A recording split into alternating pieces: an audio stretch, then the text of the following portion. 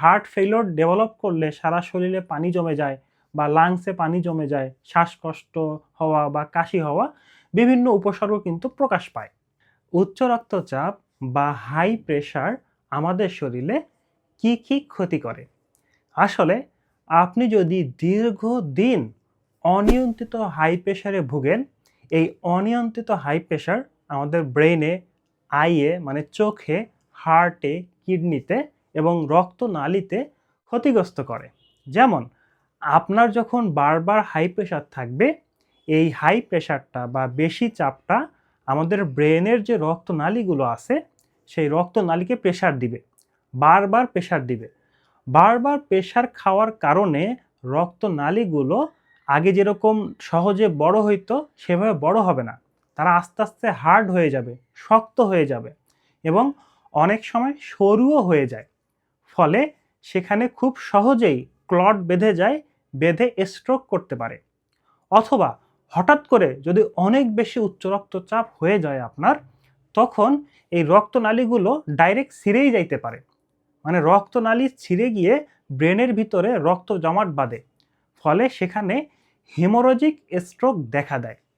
আর এই স্ট্রোকের কারণে আপনি প্যারালাইসিস হয়ে যেতে পারেন, আপনার মৃত্যুও হতে পারে।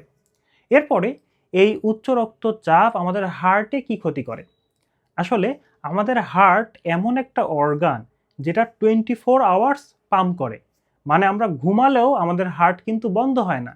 সেই জন্ম থেকে শুরু করে একদম মৃত্যুর আগ পর্যন্ত এই হার্ট পাম্প চলতেই থাকবে।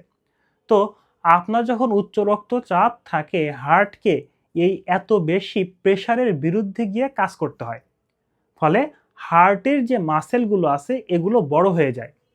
যেমন আপনারা সবাই জানেন, আমরা যখন জিম করি আমাদের মাসেল বড় হয়।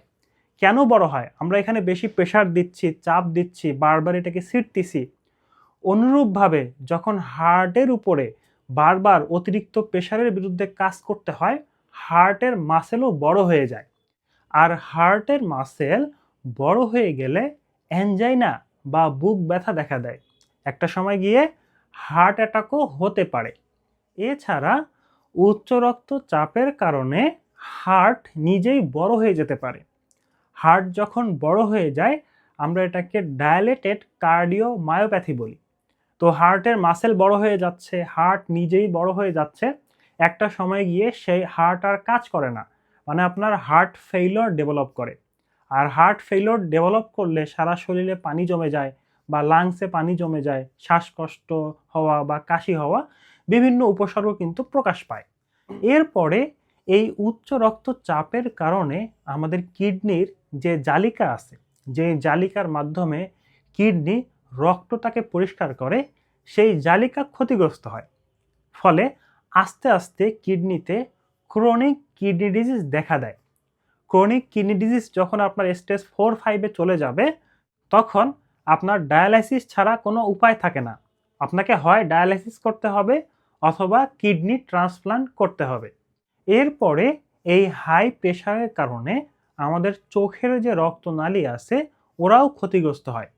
তো চোখের রক্তনালী ক্ষতিগ্রস্ত হইলে বা রেটিনার ভিতরে রক্তপাত হইলে প্রথমে আপনি ঝাপসা দেখবেন এবং আস্তে আস্তে আপনার চোখ অন্ধ হয়ে যেতে পারে। এবং অনিয়ন্ত্রিত হাই প্রেশারের কারণে পুরুষরা যৌন সমস্যায় ভোগেন।